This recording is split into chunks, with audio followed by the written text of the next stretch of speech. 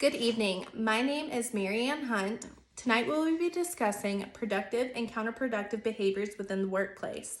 We will cover several topics that are affected by these behaviors. The first topic we will go over is how recent historical events have affected the course of research in organizational psychology. I will give examples and resulting outcomes. The 1970s had several major events that changed the course of research in organizational psychology. For starters, Division 14 of the American Psychological Association changed its name to Industrial Organizational Psychology.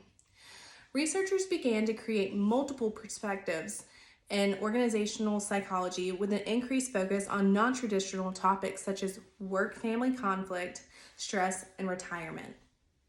The 80s showed an increase in globalization. Globalization had impacted organizations and customer care in both positive and negative ways. Globalization allowed organizations to have offices and locations around the world. This provided a further reach to organizations' customers, as well as higher accessibility to their customers. Due to globalization, researchers have found that many of their findings and theories have been culture-bound and present a need for further research on how globalization can impact organizations through cultural differences. Another example of an event that has changed the course of organizational psychology would be September 11th, 2001. This traumatic event, which happened on United States soil, led to major conflicts in the Middle East. Although this conflict was mainly handled in Afghanistan and Iraq, many countries, including the United States, experienced financial consequences and prolonged economic recessions. The impact on the economy and vast number of unemployment in the United States led researchers to reevaluate the relationships between employees and organizations. Organizations created more flexibility within the workplace, but began to have an increased reliance on temporary and contingent employees. The next topic we will discuss is the socialization process for graduate students in my program and how the program is successful in socializing newcomers and creating job embeddedness. The overall goal of organizational socialization is to make a new employee into an organizational member. There are several ways for an organization to achieve this goal, which includes learning how to effectively do the job, learning to collaborate with peers, subordinates, and superiors, as well as learning the culture of the organization. Although some of these lessons will have to happen over the span of time, they are essential for an organization, along with the members of the organization, to remain successful. In regard to the socialization process for graduate students, the recruiting process is very much effective as the university provides detailed information on their website and has knowledgeable employees in the administration office. Once a graduate student is committed to the program and begins to pursue their degree, the coursework teaches the graduate students the history of the field, the language of the field, such as acronyms, test construction, test validation, and organizational goals. The students are taught and evaluated on a range of topics such as statistics, social psychology, industrial organizational psychology, and leadership. Throughout their time within their program, students are exposed to different fields in which they can work after completion of their graduate degree. The courses taken throughout the graduate program create job embeddedness by the use of practical exercise, real-life scenarios to conduct research, multiple avenues of research, and discussions with peers as well as instructors. Now, the next topic we're going to go over is how an organization can reduce and prevent work-family conflict. Now, there are several ways that an organization can reduce or prevent work-family conflict. The first being communication.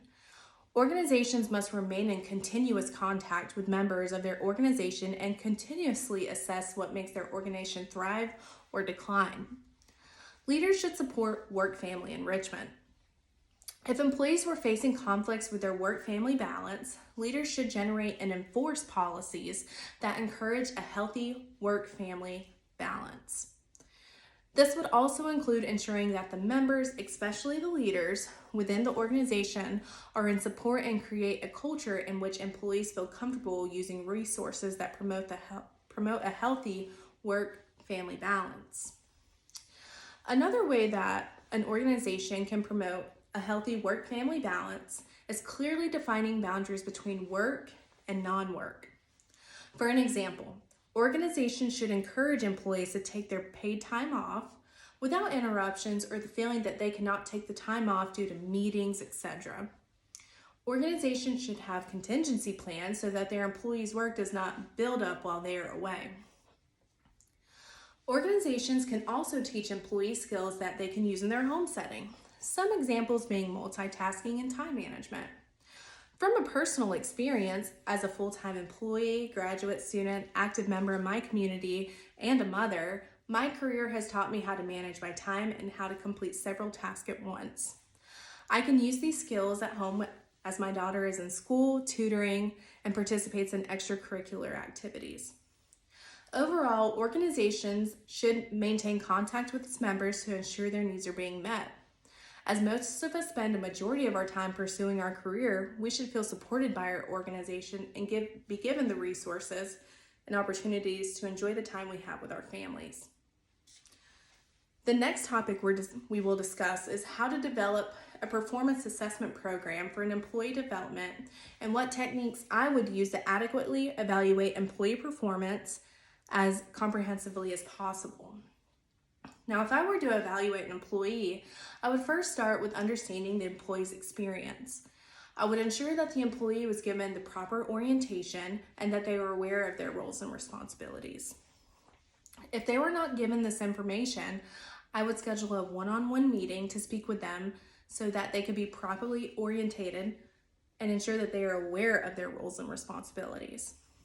I would also ensure that they were aware of the tasks that are required of them in order to complete the task associated with their job. After informing or reiterating to the employee of their roles and responsibilities, we would also discuss extra roles that are required within their job. One of the topics that we would discuss is the interpersonal transactions that occur throughout their day. For example, showing the proper courtesies during meetings or even proper email etiquette. The next topic of discussion would be their downtime behaviors, such as hobbies and side jobs. I would also ensure that the employee is aware of the drug alcohol abuse policy and give them the resources that the organization has in case they find themselves in need of help with substance abuse. The last topic we would discuss is hazardous behaviors, such as safety violations and accidents, and ensure they are aware of the proper reporting procedures. The last topic will be possible common organizational constraints and how they could lead to counterproductive workplace behaviors. The acronym we are going to be using for counterproductive workforce behavior is CWB. CWBs can be broken down into two separate categories, which are person-based and situation-based. An example of a person-based cause of CWB would be the type of people who are prone to engage in these counterproductive behaviors and their personality traits. After much research, studies have shown that the 4 personality traits that coincide with CWB are trait anger, lack of self-control and conscientiousness, as well as narcissism. People that display trait anger display anger in response to provocation. People that lack conscientiousness do not care about the effects of their actions and have little to no fear of the consequences when engaging in CWB.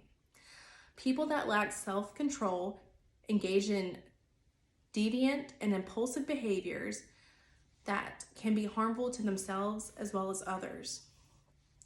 Narcissists believe that they are superior to others and they believe that they deserve special treatment. Now, situation-based CWBs have been examined to include norms, stress, and injustice.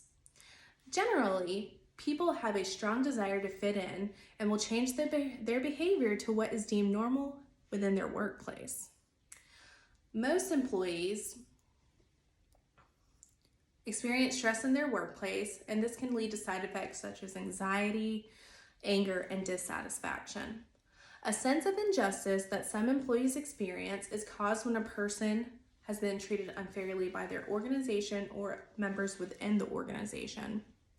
Common organizational constraints often result from changes with the organization, poor leadership, having the wrong employees in the wrong roles, which can all lead to these types of CWBs.